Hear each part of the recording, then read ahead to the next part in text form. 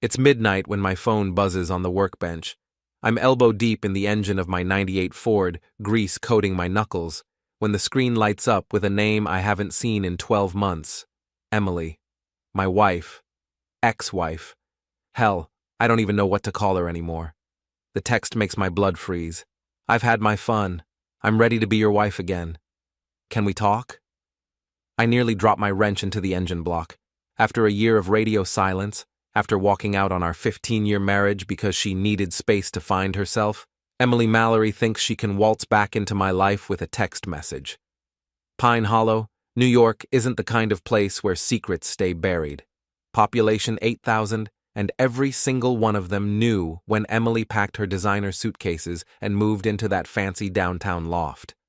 They all watched me stumble through the grocery store alone, saw me eating dinner by myself at Murphy's Diner, witnessed my slow-motion humiliation in real time. I wipe my hands on an old rag and stare at the message.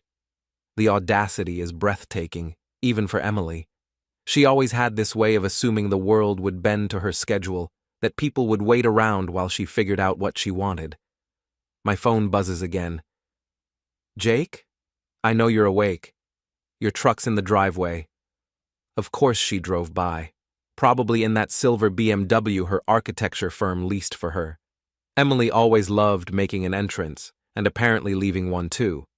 I type back, "It's late, Em." 3 dots appear immediately. She was waiting. I miss you. I miss us. I made mistakes, but I'm ready now. Really ready. Ready. Like our marriage was some kind of training wheels she'd outgrown, and now she was prepared for the real thing. Like I'd been sitting here in our drafty 1920s house, keeping her spot warm on the couch. The thing is, I had been. For about 6 months anyway. Emily left on a Tuesday in March, right after the daffodils started poking through the snow in our front yard. Said she felt suffocated by small-town life, by me, by the predictability of it all. She wanted excitement, adventure, the chance to spread her wings in the big city. Albany isn't exactly Manhattan, but for Pine Hollow standards, it might as well have been Paris. I need to discover who I am outside of being Jake's wife, she'd said, standing in our bedroom doorway with 2 suitcases. I love you, but I don't know if I'm in love with you anymore. That distinction had kept me awake for months. I'd begged her to try counseling, suggested we take a vacation, maybe move somewhere new together. But Emily's mind was made up. She'd already put a deposit down on the loft, already arranged to work remotely from the firm's Albany office. The divorce papers came in July. I never signed them. Now she's back, texting like nothing happened, like she just stepped out for groceries instead of abandoning our life together. My phone rings. Emily's photo fills the screen, the one from our anniversary dinner 2 years ago, when she still looked at me like I hung the moon instead of like I was holding her back from it. I let it go to voicemail. She calls again immediately. Then again. On the 4th call, I answer. Jake. Her voice is softer than her texts, vulnerable in a way that takes me back to when we first met. Thank you for picking up. What do you want, Emily? I want to come home. I want to fix this. I know I hurt you. And I'm sorry. I'm so sorry. Through the phone, I can hear traffic in the background, the distant sound of music from some bar. She's probably parked outside, working up the courage to knock on the door. Where are you? I ask. Downtown. I was having dinner with some friends and I kept thinking about you, about us, about how stupid I was to throw away something so good.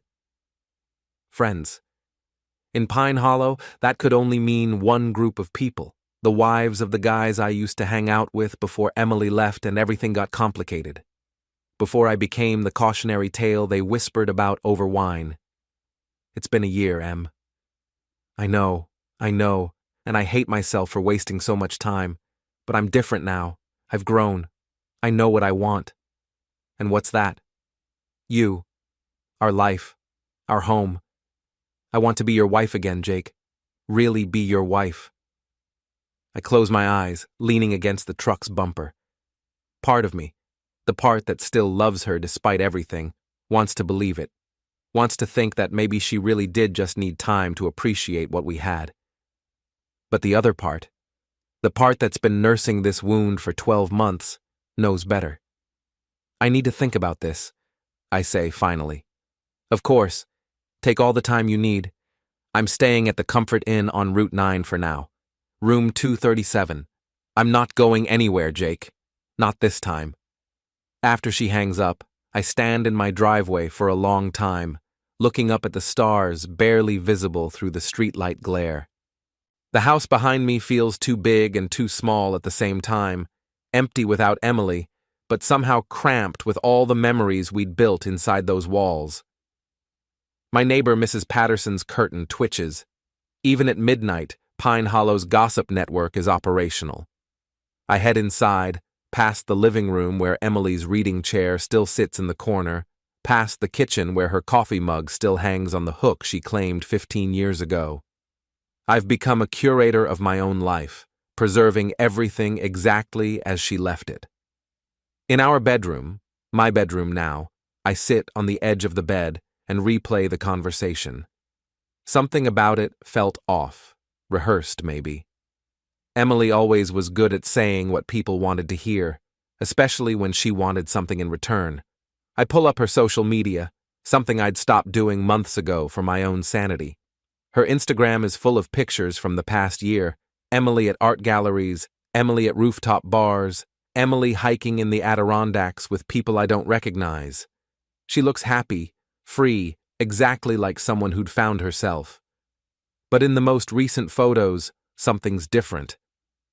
The smile doesn't quite reach her eyes.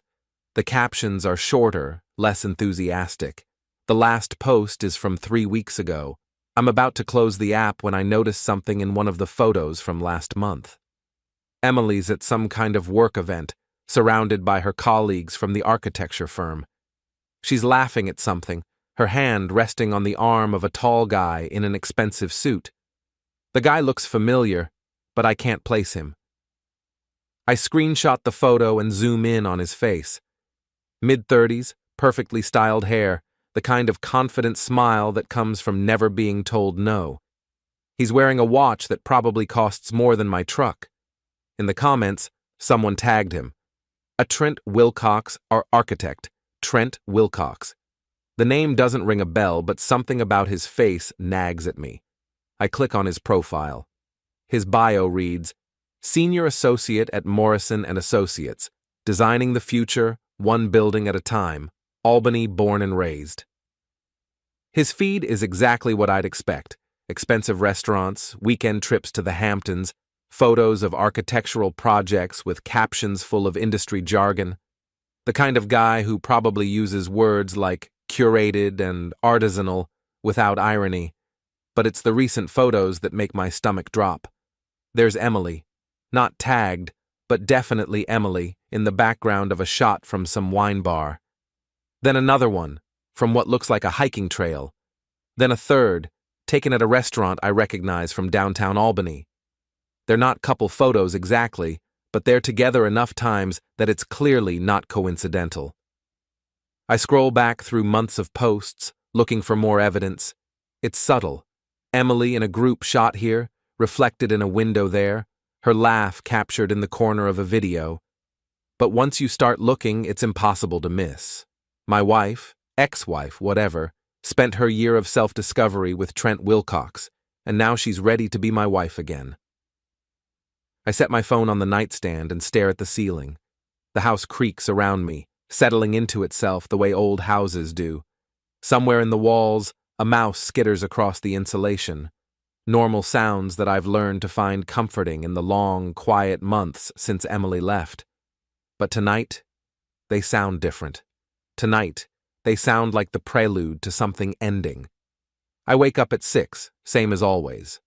The text from Emily sits on my phone like a piece of unexploded ordnance, and for a moment, I wonder if I dreamed the whole thing. But there it is. I've had my fun. I'm ready to be your wife again. The phrasing bothers me more in the daylight.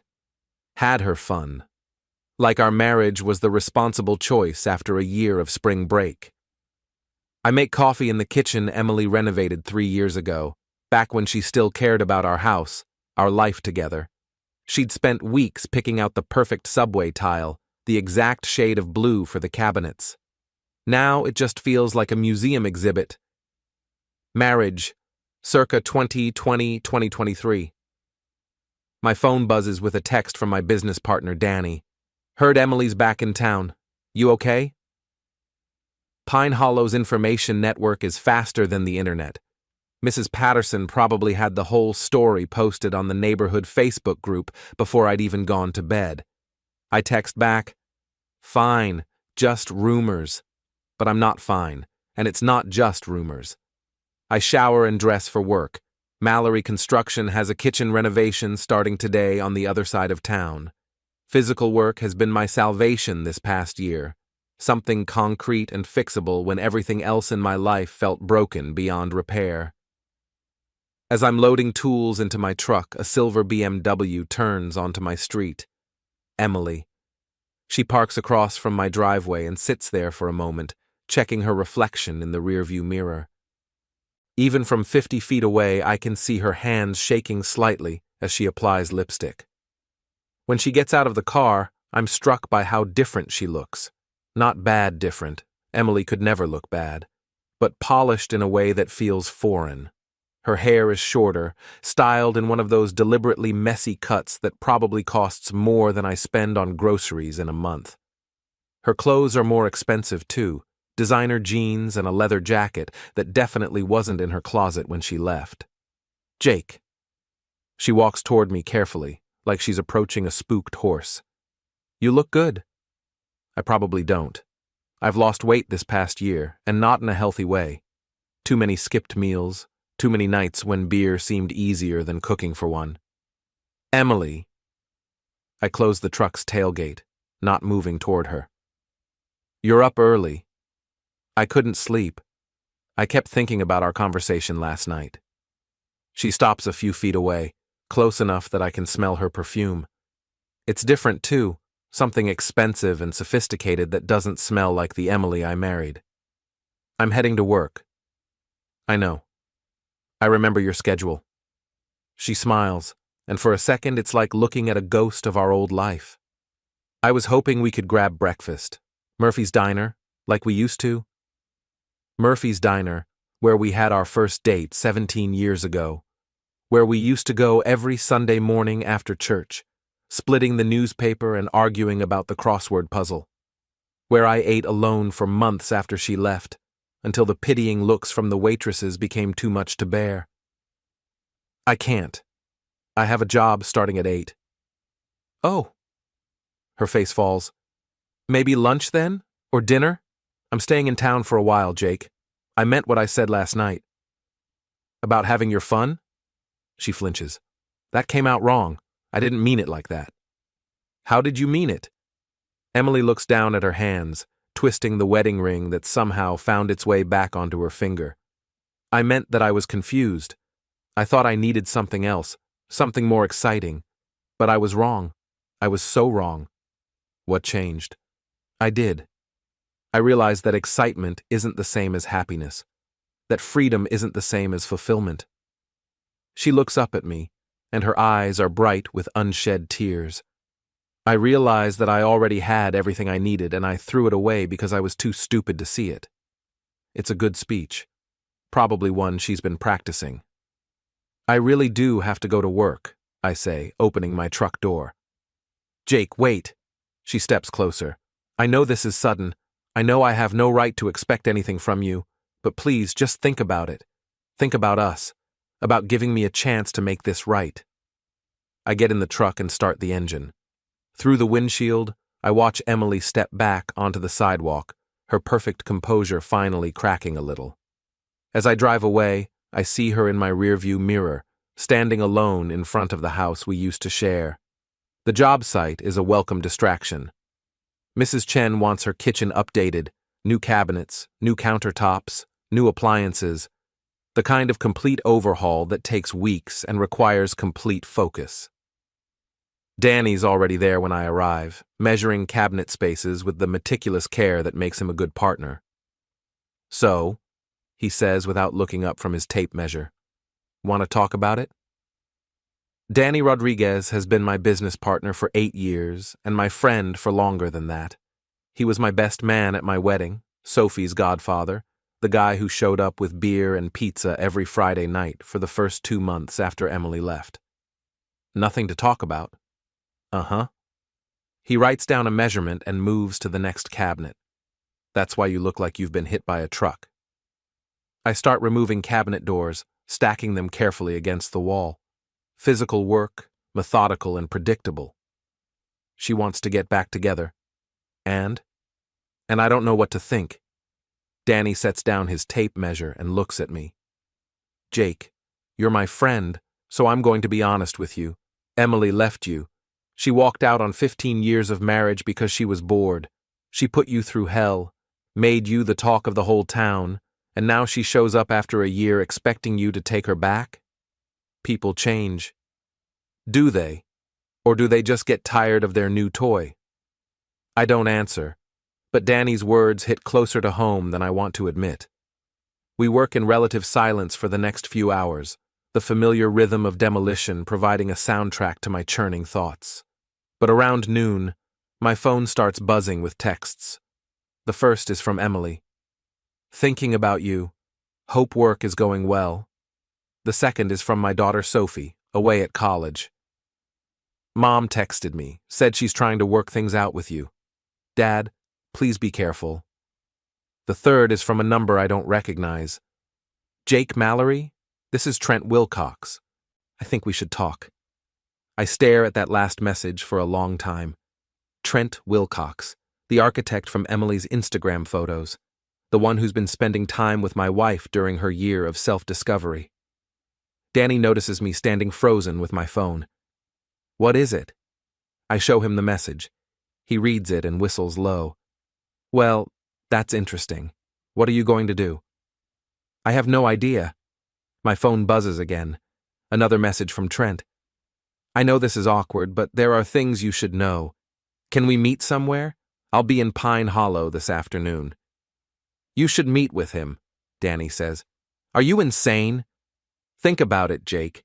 This guy is reaching out to you directly.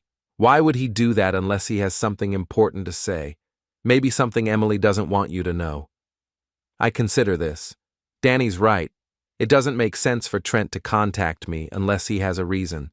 And given the timing, right after Emily's sudden desire to reconcile, it seems like more than a coincidence. I type back, Murphy's Diner, 3 p.m.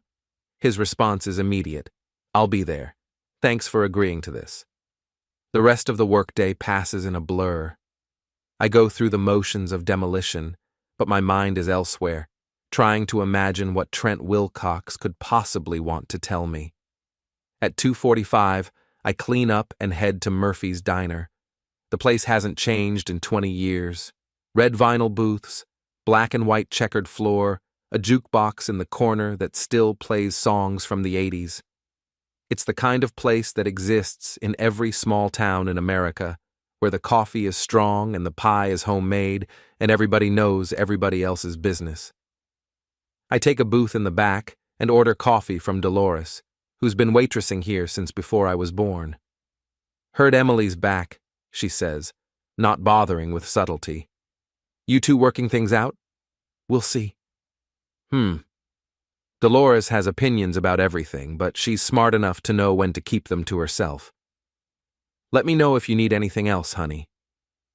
At exactly 3 p.m., a man in an expensive suit walks through the door. Trent Wilcox looks exactly like his photos.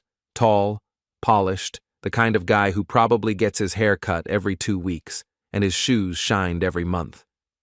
He spots me immediately and walks over, extending his hand. Jake? I'm Trent. Thanks for meeting me. His handshake is firm but not aggressive. Up close, he looks tired, like he hasn't been sleeping well. What do you want? I ask as he slides into the booth across from me. I want to tell you the truth about Emily, about what really happened this past year. Dolores appears with another cup of coffee. eyeing Trent with the suspicion small-town people reserve for obvious outsiders. "I assume you know who I am," Trent says once we're alone. "I figured it out." He nods. "Emily and I work together. It's complicated." Seems like everything about Emily is complicated these days. Trent actually smiles at that. "You're not wrong." He takes a sip of coffee and makes a face. Apparently Murphy's brew doesn't meet his standards. "Look, I'm going to be direct because I think you deserve that. Emily and I were involved, romantically, for about 8 months. Even though I'd suspected it, hearing it confirmed hits like a punch to the gut. It ended 3 weeks ago. She broke it off, said she needed to figure out what she really wanted. 2 days later, she put in for a transfer back to the Pine Hollow area. Yesterday, she told me she was going back to her husband. Why are you telling me this?" Trent leans forward, his expression serious. "Because Emily isn't being honest with you, or with herself. She didn't leave you because she needed to find herself. She left because she was having an affair with our boss, Marcus Webb." The diner suddenly feels too small, too warm. "What?" "Marcus is married, kids. The whole thing. When his wife found out about Emily, she threatened to go public, destroy his career, their family. So Marcus ended it and transferred Emily to Albany to get her away from his wife." I stare at Trent, trying to process what he's telling me. "So you were what? The rebound?" "I guess. Emily was hurt, angry, looking for someone to make her feel better about herself. I was convenient." He shrugs. "I'm not proud of it, but there it is." "And now?" "Now Marcus's wife filed for divorce anyway. It's going to be messy, public.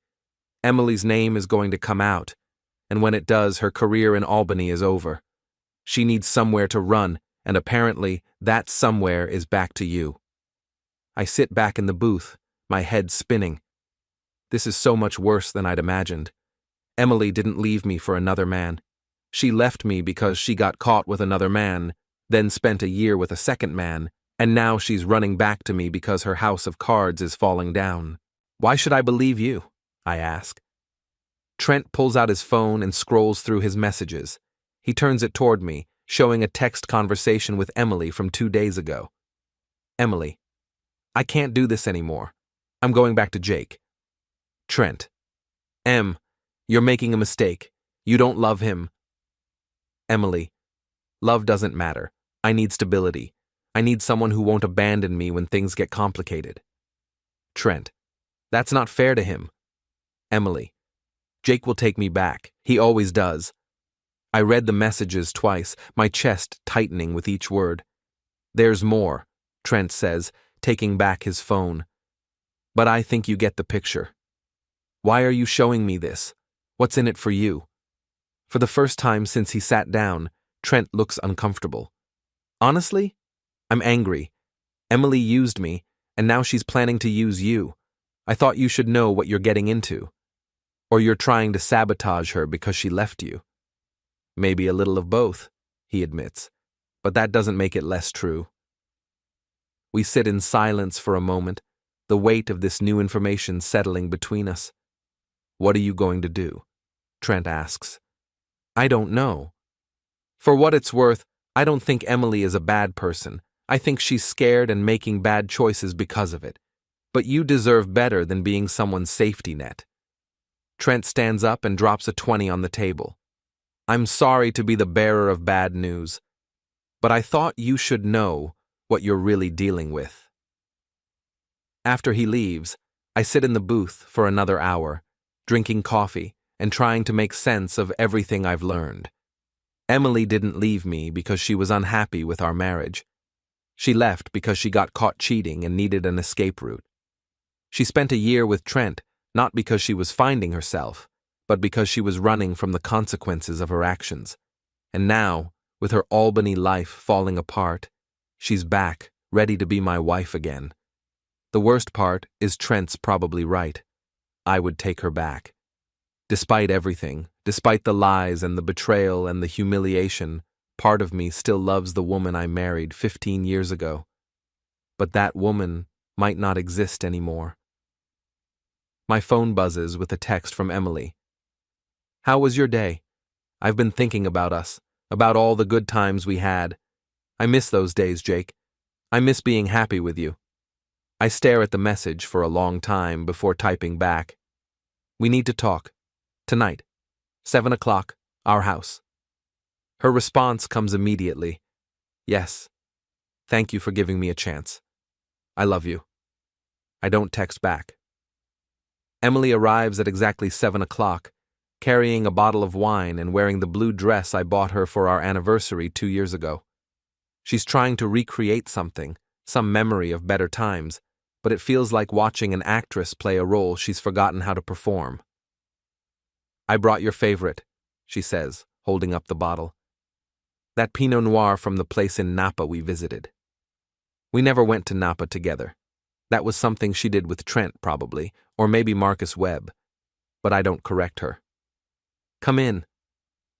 She walks through our front door like she's visiting a museum of her former life, touching surfaces, straightening picture frames, reacquainting herself with spaces she once knew by heart. The house looks good, she says. You've been taking care of it. It's my house. Our house, she corrects gently. I never took my name off the deed, Jake. I never really left, not in my heart. We go to the kitchen, where she opens the wine with the ease of someone who's done a lot of drinking this past year. She pours 2 glasses and hands me one. To second chances, she says, raising her glass. I don't toast. Emily, I met with someone today, Trent Wilcox. Her wine glass freezes halfway to her lips. For just a moment, her careful composure cracks, and I see something like panic flash across her face. Oh. She sets down her glass. He contacted you? He did. Had some interesting things to tell me. Jake, whatever he said, he told me about Marcus Webb. Emily goes very still. Outside, a car drives past, its headlights sweeping across our kitchen window. I can explain, she says finally. I'm sure you can. You always could explain things, Emily. Remember when you explained why you needed to work late 3 nights a week? Or why you were getting so many texts from your friend at the office? That's not fair. Isn't it? Because I'm starting to think I've been unfair to myself. All this time I thought I'd failed you somehow. Thought I wasn't enough, wasn't exciting enough, wasn't whatever you needed me to be. Emily's eyes fill with tears. Jake, please. But it wasn't about me at all, was it? You were cheating on me long before you left. Marcus Webb was just the one you got caught with. It wasn't like that. Then tell me what it was like. She sits down at our kitchen table, the one we picked out together when we first bought the house. For a moment, she looks like the young woman I fell in love with, vulnerable and uncertain. Marcus and I worked closely together on the Riverside Development Project. Long hours, lots of pressure. It started innocently, just coffee, working dinners, conversations about architecture and design. She looks up at me. You and I weren't talking much then. You were busy with work. I was busy with work. We were like roommates. So, you decided to sleep with your boss.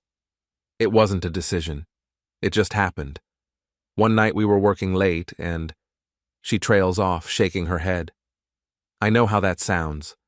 I know there's no excuse. But you kept doing it. Yes, for 3 months. And I felt terrible about it, Jake. I hated myself. But Marcus made me feel special, important, like I was more than just someone's wife in a small town.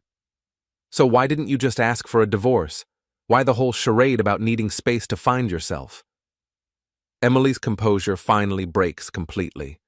She puts her face in her hands and starts crying, not the delicate tears of someone trying to look sympathetic, but the ugly, desperate sobs of someone whose world is falling apart. Because his wife found out. She hired a private investigator, got photos, recordings, everything. She threatened to destroy both of us if we didn't end it immediately. And Marcus chose his wife. He chose his reputation, his career, his standing in the community. The bitterness in her voice is sharp enough to cut glass. He threw me away like I was nothing, had me transferred to Albany the next week. So you came up with the story about needing space. I couldn't tell you the truth. I couldn't admit that I'd destroyed our marriage for someone who didn't even care about me. I sit down across from her, studying her face. Even now, even in the middle of this confession, she's managing her image. The tears are real, but they're calculated too. What about Trent? Trent was... She wipes her eyes. I was lonely, hurt. He was kind to me when I needed someone to be kind. For 8 months. Yes. And now you're ready to be my wife again. Emily reaches across the table for my hand. Jake, I know I've made terrible mistakes. I know I've hurt you in ways I can never fully repair. But I've learned from this. I've grown. I know what I want now, and what I want is you. Us. Our life together. Because Marcus's scandal is about to go public and your career in Albany is over. She jerks her hand back like I've slapped her. That's not why. Isn't it? Trent showed me your text messages, Emily. You told him love doesn't matter, that you need stability, that I'll take you back because I always do. I was angry when I wrote that. I didn't mean it. Which part didn't you mean? The part about not loving me, or the part about me being pathetic enough to take you back? Emily stands up abruptly, pacing to the window. You want to know the truth? The whole truth? Fine. Yes, Marcus's scandal is going to destroy my career in Albany. Yes, I need somewhere to go. But that doesn't mean my feelings aren't real. What feelings? You just admitted you don't love me. I do love you. Maybe not the way I did when we were 25, but I love the life we built together. I love the security you represent. I love the idea of growing old with someone who knows me. That's not love, Emily. That's convenience. She turns back to me, and now her tears are gone, replaced by something harder. What do you want me to say, Jake? That you're the great love of my life? That every moment away from you was agony? We both know that's not true. At least you're being honest now. We're good together. We work well as a team. We have 15 years of history, a daughter, a house, a whole life. Isn't that worth something? It was worth something, before you decided to throw it away for Marcus Webb. I made a mistake. You made a choice, multiple choices. You chose to cheat on me. You chose to lie to me. You chose to leave me. And now you're choosing to come back because it's convenient. Emily sits back down, her shoulders sagging. So, what happens now? Now, you tell me why I should believe anything will be different this time. Because I know what I'm losing now. I didn't appreciate what we had until it was gone. But you don't actually want what we had. You want the security of marriage without the commitment. You want the respectability of being a wife without the fidelity that goes with it. That's not true. Prove it. How? Tell me about Marcus. Tell me everything. Every detail, every lie you told me, every time you came home to me after being with him. Emily stares at me for a long moment.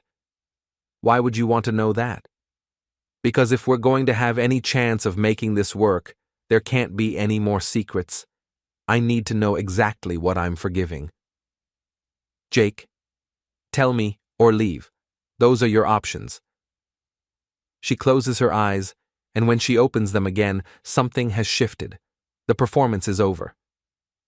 It started in January. The Riverside project was behind schedule, and Marcus and I were working late most nights. He'd order dinner, we'd eat in his office, go over plans and budgets. She speaks slowly, like each word costs her something. He was brilliant, Jake. The way he talked about architecture, about creating spaces that could change people's lives. I'd never met anyone who was so passionate about their work. When did it become physical? Valentine's Day. You'd forgotten. You were dealing with that bathroom renovation that went wrong, remember? Marcus sent me flowers at the office. Red roses. No one had ever sent me flowers at work before. I remember that bathroom renovation. The client's upstairs neighbor had a pipe burst, flooded the whole project. I'd spent 3 days dealing with insurance companies and water damage, came home exhausted and distracted. We worked late that night too, had Chinese takeout in his office. He opened a bottle of champagne, said we were celebrating the progress on Riverside. Emily's voice gets quieter. One thing led to another. Where? In his office, on the couch he kept for client meetings. And then you came home to me. Yes. Did we make love that night? Emily flinches. Jake, please. Did we? Yes, you were trying to make up for forgetting Valentine's Day. The memory hits me like a physical blow. I'd felt terrible about forgetting, had stopped at the grocery store on the way home and bought flowers, chocolate, a card. Emily had seemed distracted but responsive when I'd tried to apologize in the way married couples do. How many times? I ask. Jake. How many times did you sleep with him? I don't know. I didn't keep count. Guess? Maybe 20, 25? And how many times did you come home and sleep with me after being with him? I can't do this. Emily stands up again, but this time she's backing toward the door. This isn't healthy, Jake, for either of us. Sit down. No, I came here to apologize, to try to make things right. I didn't come here to be tortured. You came here because you need a place to run when your world falls apart. Again. Just like you ran to Albany when things got complicated with Marcus. Just like you ran to Trent when Marcus threw you away. That's not... It is exactly that. You're a runner, Emily. When things get tough, when consequences start catching up with you, you find someone else to take care of you. And what if I am? What if I do need someone to take care of me? Is that such a terrible thing? It is when you're willing to destroy people to get it. Emily stops backing away, her face flushing with anger. Destroy people? I made mistakes, Jake, but I never tried to hurt anyone. You destroyed our marriage. You destroyed my trust. You destroyed my standing in this community. Do you have any idea what it was like for me after you left? The looks, the whispers, the pity. I'm sorry about that, but you destroyed Marcus Webb's marriage. You destroyed Trent's relationship with his co-workers. Did you know they all think he's a homewrecker now? You leave wreckage everywhere you go, Emily, and you never look back to see the damage. You're being cruel. I'm being honest, maybe for the first time in our entire relationship. We stare at each other across our kitchen, 15 years of marriage reduced to this moment of brutal clarity. So, what happens now? Emily asks again. Now you leave, you go back to your hotel room, and tomorrow you figure out what you're going to do with your life that doesn't involve using me as a safety net. Jake, please. I know I've made mistakes, but we can work through this. We can go to counseling, take it slow, rebuild trust. No. Why not? Don't you think our marriage is worth fighting for? I thought it was. For 15 years I thought it was. But you didn't. You gave up on us the moment Marcus Webb smiled at you. Everything since then has just been you managing the consequences. Emily picks up her purse, her movements sharp with anger and hurt. Fine, but don't come crying to me in 6 months when you realize you've thrown away the best thing in your life. I'm not the one who threw it away. She pauses at the door. You know what your problem is, Jake? You think you're better than me. You think because you never cheated, never lied, never made any big mistakes, that makes you some kind of saint. But you know what? You're boring. You're predictable. You're safe and stable and completely, utterly boring. If I'm so boring, why do you want me back? Because boring is better than being alone. She leaves, slamming the door behind her. I sit in my kitchen for a long time after she's gone, finishing the wine she brought. Outside, Pine Hollow settles into its evening routine. Porch lights coming on, dogs being walked, families gathering around dinner tables. My phone buzzes with a text from Danny. How did it go? I type back. It's over. Really over this time. You okay? Getting there. But I'm not sure that's true. For the first time in a year, I know exactly where I stand with Emily. The problem is, I'm not sure I like the view. Word travels fast in a town like Pine Hollow. By Thursday morning, everyone knows Emily's back and that we had some kind of confrontation. I can tell because of the way people look at me. Not with pity this time, but with a mixture of curiosity and respect. Mrs. Patterson waves at me from her garden. Morning, Jake. Heard you sent that wife of yours packing. Morning, Mrs. Patterson. Good for you. Woman like that, she made her bed. Let her lie in it. At the hardware store, Bill Henderson claps me on the shoulder. Heard Emily tried to come crawling back. Smart man, not taking her back. Word travels fast. Small town. Bill rings up my purchase. Screws for the Chen kitchen. For what it's worth, I never understood what she was thinking, leaving a good man like you. The attention makes me uncomfortable, but I understand it. In Pine Hollow, marriage means something. Divorce happens, but it's usually for good reasons. Abuse, addiction, abandonment. Emily's reasons had never made sense to people here. Now, they do. I'm loading my truck when my phone rings. Emily. We need to talk, she says without preamble. No, we don't. Yes, we do. There are things we need to figure out. The house, our finances, Sophie. Sophie's an adult. She can have a relationship with both of us without us being together. Jake, please. I'm staying at the Comfort Inn, and I can't afford to stay here much longer. I need to know what we're doing. We aren't doing anything. You're figuring out your life, and I'm getting on with mine. So that's it? 15 years of marriage, and you're just going to throw it away? I didn't throw it away, Emily. You did. Last night you made it very clear that you don't love me, you just need me. That's not enough anymore. There's a long pause. What if I said I was wrong? What if I said I do love you? Then I'd say you're lying, to me and to yourself. Jake. I hang up. The workday passes quickly. Danny and I finish the Chen demolition and start measuring for the new cabinets. It's satisfying work, taking something old and worn and making it new again. Around lunch, Danny brings up the subject I've been avoiding. So what's your plan now? With Emily, I mean. There is no plan. She goes back to Albany, I stay here. We file for divorce. And if she doesn't go back to Albany? I hadn't considered that possibility. But now that Danny mentions it, I realize Emily might not have anywhere else to go. If Trent was right about Marcus Webb's scandal destroying her career, she might be stuck here. That's her problem to figure out. Jake, I've known you for a long time.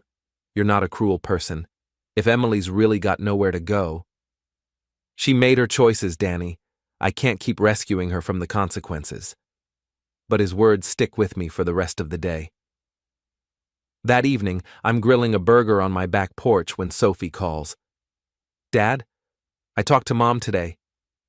How are you doing, sweetheart? I'm okay. Worried about you guys. Mom said you two had a fight. Sophie's 20, a junior at SUNY Albany studying psychology. She's smart, perceptive, and she's been caught in the middle of her parents' mess for too long. We had a conversation, a long overdue one. She's really upset, Dad. She said you won't even consider counseling. Sophie, there are things about your mother's behavior that you don't know. Things I hope you never have to know. Like what? I pause, considering how much to tell her. Sophie deserves honesty, but she also deserves to have a relationship with her mother that isn't poisoned by the details of Emily's affairs. Like the fact that she didn't leave our marriage to find herself. She left because she was having an affair and got caught. Silence on the other end of the line. Sophie? I knew. Her voice is small. I suspected. Some of the things she said, the way she talked about work. I'm not stupid, Dad. I'm sorry you had to figure that out on your own. Is that why you won't take her back? Because she cheated? It's more complicated than that. Your mother and I, we want different things. We always have. I just didn't want to see it. What do you want? I want someone who chooses to be with me, not someone who settles for me because I'm convenient. Sophie is quiet for a moment. Mom said she loves you. Your mother loves the idea of being married to me. There's a difference. Are you going to be okay? I mean, really okay? I think so. It might take some time, but yeah, I think I'm going to be better than okay. After we hang up, I sit on my porch watching the sunset paint the sky orange and pink. For the first time in over a year, I feel something like peace. That peace is shattered an hour later when a car pulls into my driveway. Not Emily's BMW this time, but a black Escalade with Albany plates. Two men get out. One I recognize from Emily's social media as Marcus Webb, the other I don't know, but who has the look of expensive legal representation. Marcus Webb is exactly what I expected. Mid-50s, silver-haired, wearing a suit that probably costs more than most people make in a month. He carries himself with the confidence of someone who's used to being the most important person in any room. The lawyer is younger, sharp-eyed, carrying a briefcase. They walk up to my porch like they own the place. Mr. Mallory, I'm Marcus Webb. This is my attorney, David Chen. Not related to my client, apparently. We'd like to speak with you. About what? About Emily. About some unfortunate misunderstandings that need to be cleared up. I don't think we have anything to discuss. Marcus smiles, but it doesn't reach his eyes. I think we do. May we come in? Every instinct I have tells me to say no, to send these men away and call my own lawyer. But I'm curious about what Marcus Webb could possibly want with me. 5 minutes. We go into my living room, where Marcus and his lawyer sit on my couch like they're conducting a business meeting. Marcus looks around with barely concealed disdain, taking in the worn furniture, the outdated decor, the general shabbiness of a working man's house. Nice place, he says, and somehow makes it sound like an insult. What do you want? Marcus leans forward, his expression becoming serious. Mr. Mallory, I'm going to be direct with you. Emily has been spreading some very damaging lies about me, lies that could destroy my career and my family. What lies? She's claiming that we had an affair, that I coerced her into a sexual relationship and then abandoned her when it became inconvenient. And that's not what happened? Absolutely not. Emily pursued me aggressively for months. When I finally gave in to her advances, she became obsessed, possessive. When I tried to end things, she threatened to destroy my marriage if I didn't leave my wife for her. I look at the lawyer, who's taking notes. And you believe him? Mr. Webb is a respected member of the Albany business community, Chen says. He has no history of improper conduct. Emily, on the other hand, has a documented pattern of unstable behavior. Documented by who? Marcus pulls out his phone and scrolls through messages. These are texts Emily sent me over the past few months. I think you'll find them illuminating. He hands me the phone. The messages are from Emily, but they paint a very different picture than the one she gave me. In these texts, she's pleading with Marcus to leave his wife, threatening to expose their affair if he doesn't, promising to do anything to win him back. She's been harassing me for months, Marcus says, showing up at my office, calling my house, following my wife to the grocery store. Why are you showing me this? Because Emily is about to make these lies public. She's contacted several news outlets, claiming to be a victim of workplace sexual harassment. When that story breaks, it's going to destroy everything I've built. So? Marcus's polite facade slips a little. So I need you to help me stop her. How? By getting her to sign this. Chen opens his briefcase and pulls out a legal document. A non-disclosure agreement. She agrees to stop making false statements about Mr. Webb, and in return she receives a generous financial settlement. I scan the document. It's offering Emily $50,000 to keep quiet about her relationship with Marcus. And if she doesn't sign? Then we'll be forced to take legal action. Defamation, harassment, intentional infliction of emotional distress. Emily doesn't have the resources to fight us in court. What makes you think I have any influence over what Emily does? Marcus smiles again, and this time it's genuinely unpleasant.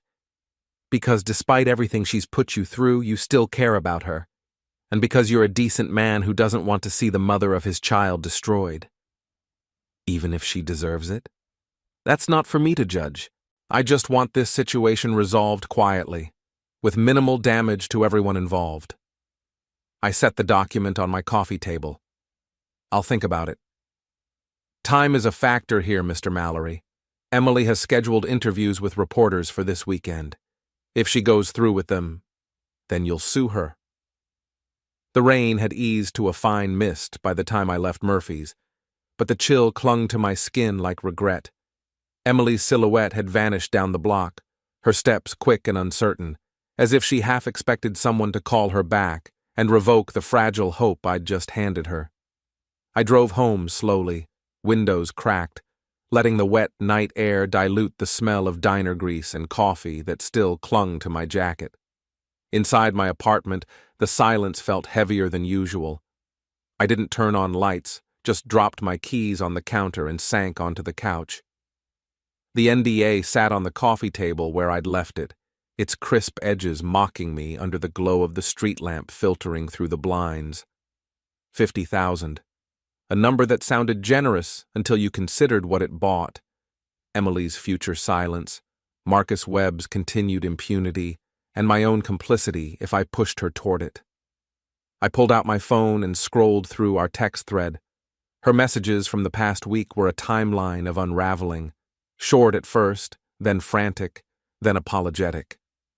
The last one before tonight, a crying emoji followed by, "I just want this to stop hurting." I'd left it on read for 12 hours. Now I typed nothing. There was nothing left to say until she decided. Sleep didn't come easily. I lay awake replaying the diner conversation, parsing every micro-expression on her face, the flicker of hope when I mentioned the lawyer, the quick tightening of her mouth when I said, war. She wasn't naive. She knew the cost. But knowing and accepting are different animals. Morning arrived gray and damp. I made coffee, black and bitter, and opened my laptop to the encrypted folder I'd started naming Web File. Inside, screenshots of Emily's old performance reviews, stellar until 6 months ago, anonymous Glassdoor posts naming Marcus as intimidating and favoritism-heavy, a leaked internal memo from 2 years prior about appropriate workplace boundaries that read like damage control. Nothing conclusive on its own, but together they painted a picture of a man who operated in gray areas and relied on fear to keep them gray. By noon, Lila Torres had emailed a draft rejection letter, 3 pages of polite, surgical language that dismantled the NDA clause by clause. Coercive intent, retaliatory motive, public policy violation. She attached a list of next steps: file with the EEOC within 180 days, preserve all communications, consider a civil suit for emotional distress and lost wages. At the bottom, in bold, do not sign anything without counsel present. I forwarded it to Emily with a single line. Read when you're ready, no pressure, call if you want to talk it through. Her reply came 40 minutes later. Printing it now, this is a lot, but thank you.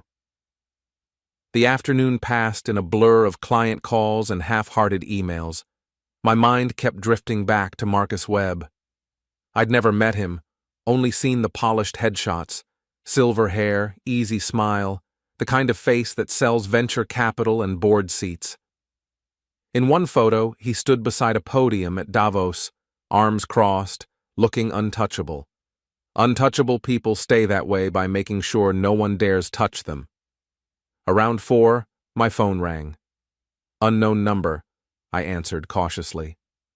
Mr. Riley, this is Chen again. His voice was smoother than last time, almost conciliatory. I wanted to follow up personally. Has Ms. Hargrove had time to review the agreement? She's reviewing it, I said flatly. Good. Time is short, but we're reasonable people. Perhaps we could sweeten the offer. 75,000 plus a neutral reference letter for her next role. Discreet, of course. I let the silence stretch. You think money fixes this? Money fixes most things, he replied without hesitation, especially when the alternative is unpleasant. Unpleasant how? Let's not play games. You know how these matters resolve. Reputations are fragile, careers more so. I pictured Emily's face in the diner, the way her shoulders had straightened when she talked about fighting. She's not signing. A pause. That's her choice, but choices have consequences, and consequences have witnesses. The line went dead.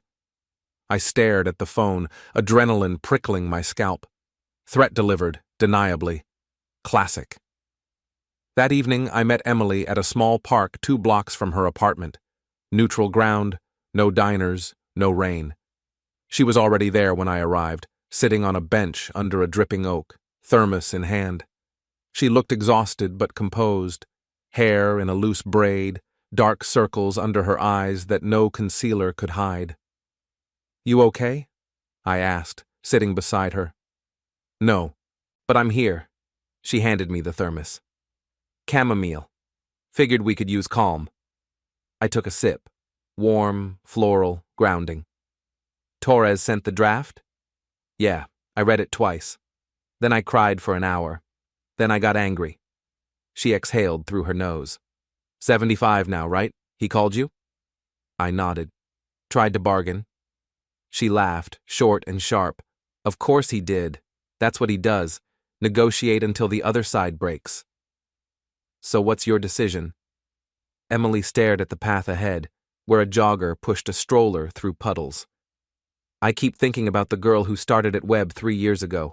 25, fresh out of grad school, convinced hard work was enough. I was good, really good. And I let him make me feel like I owed him for noticing. Her voice cracked on the last word. Signing feels like telling that girl she was wrong to believe in herself. Then don't sign. It's not that easy. If I fight, I might lose everything. Apartment, savings, sanity, and he still walks away richer. Maybe, but he won't walk away clean, not if we do this right. She turned to me, eyes searching. Why are you still here, Jake? You could have ghosted after the first meltdown. Most people would. Because I know what it feels like to fold when you shouldn't, and because you're not the villain in your own story, no matter how hard he tries to rewrite it. She looked away, blinking rapidly. After a long moment, she spoke, voice steadier. I'm rejecting the NDA. Torres is filing the EEOC charge tomorrow, and I'm going public, anonymous at first, through a journalist Torres knows. If others come forward, we build from there. I felt something loosen in my chest. You're sure? No. But I'm done being sure about the wrong things. We sat in silence as dusk settled, the park lights flickering on one by one. A dog walker passed, nodding hello. Normal life continued around us, indifferent. Emily stood first, brushing damp leaves from her coat. Walk me home? I did. At her building door she turned, hugged me fiercely, brief, grateful, no lingering. Thank you for not letting me disappear. Wouldn't dream of it. She disappeared inside. I walked the blocks home alone, rain starting again, soft and steady. My phone buzzed once. Torres. Charge filed. Clock's ticking. Stay sharp. I didn't reply. Instead, I opened a new note on my phone and typed one line. Day 1. She chose to fight. Then I locked the screen and kept walking, the city lights smearing in the wet like watercolor promises. For the first time in weeks, the future didn't feel like a trap. It felt like a door, cracked open, waiting for someone brave enough to push. Emily is already waiting when I arrive at Murphy's Diner the next evening. She's chosen a corner booth, dressed carefully in a conservative blue sweater and dark jeans, an outfit designed to look humble, apologetic.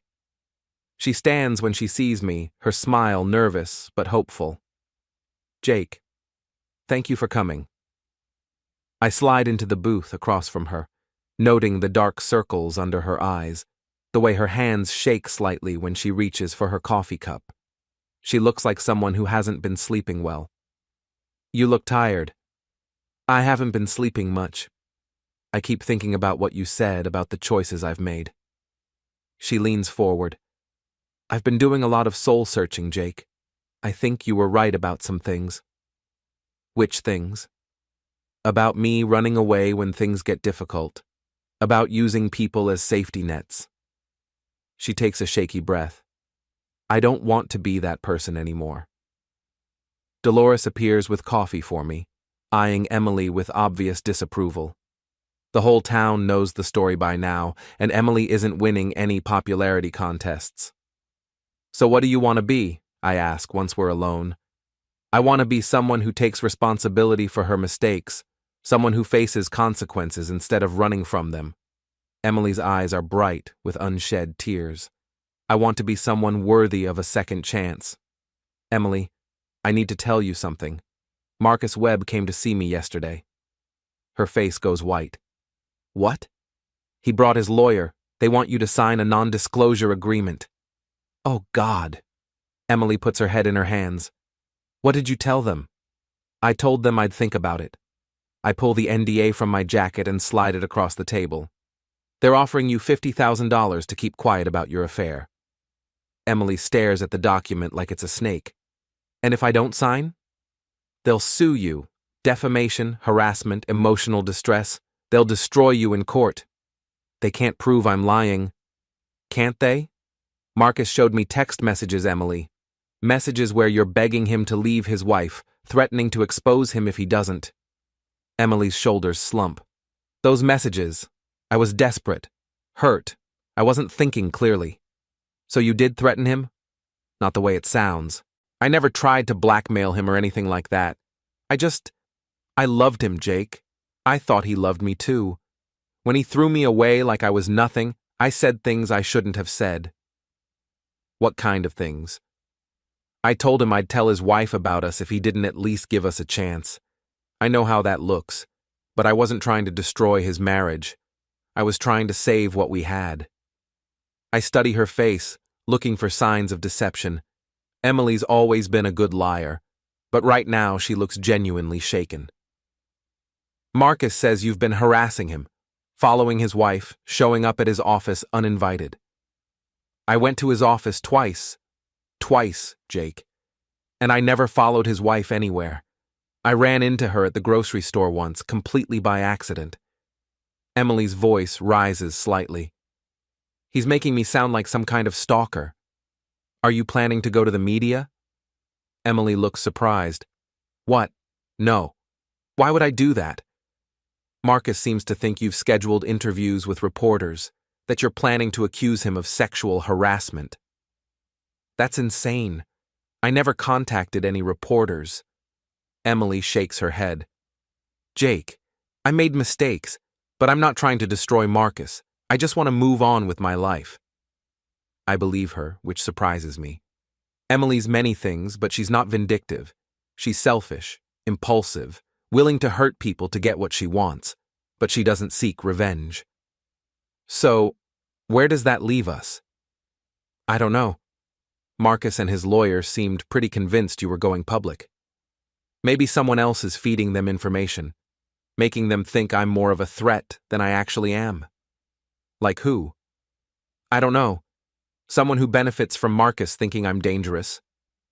We sit in silence for a moment, both lost in thought.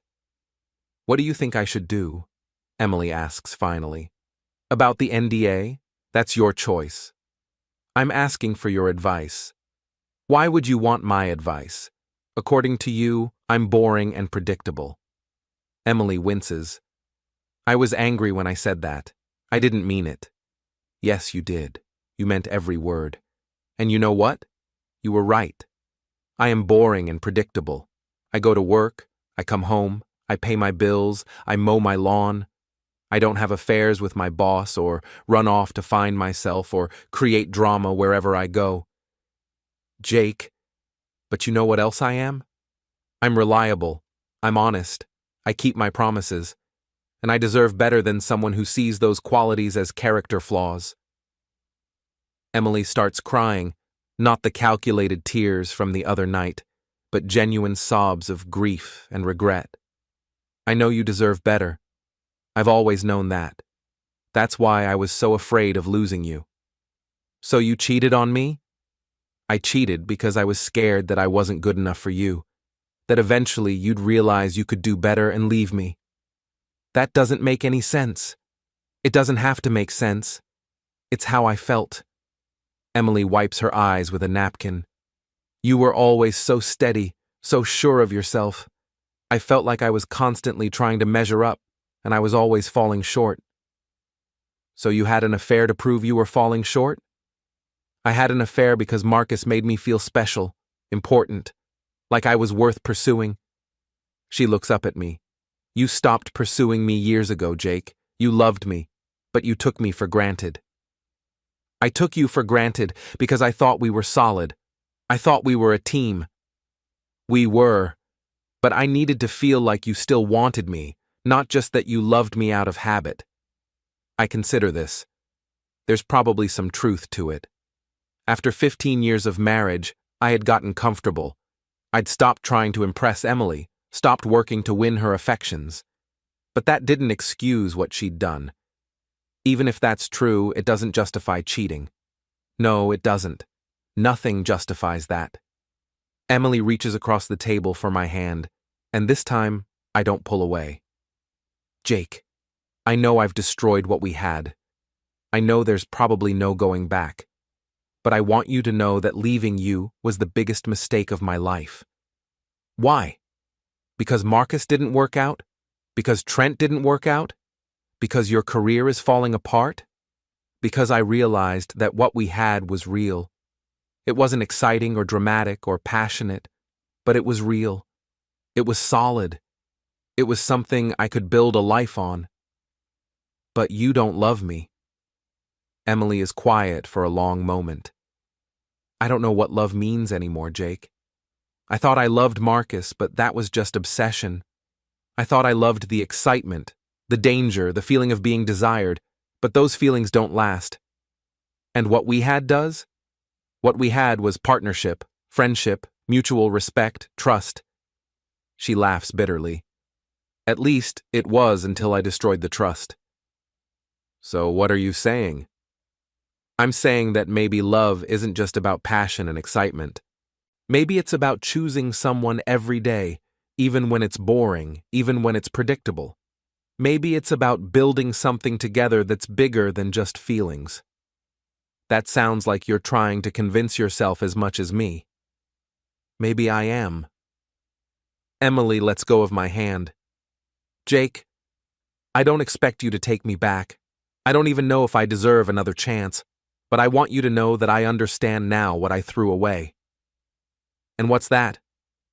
A good man, a good life, a good marriage. She picks up the NDA. What do you think I should do about this? I think you should sign it. Emily looks surprised. Really? $50,000 is a lot of money. It's enough for you to start over somewhere new, maybe go back to school, build a different kind of career. And let Marcus get away with what he did? What did he do, Emily? Sleep with a willing adult? End an affair when it got complicated? From what I can see, you both made bad choices. He used me. And you used him. You used Trent. You tried to use me. I lean back in the booth. Maybe it's time to stop thinking about who used who and start thinking about how to move forward. Emily stares at the document for a long time. If I sign this, it's really over between us, isn't it? It was already over. I know. I keep hoping for a miracle, I guess. Miracles require faith, Emily, and you lost faith in us a long time ago. She nods, tears streaming down her face. You're right.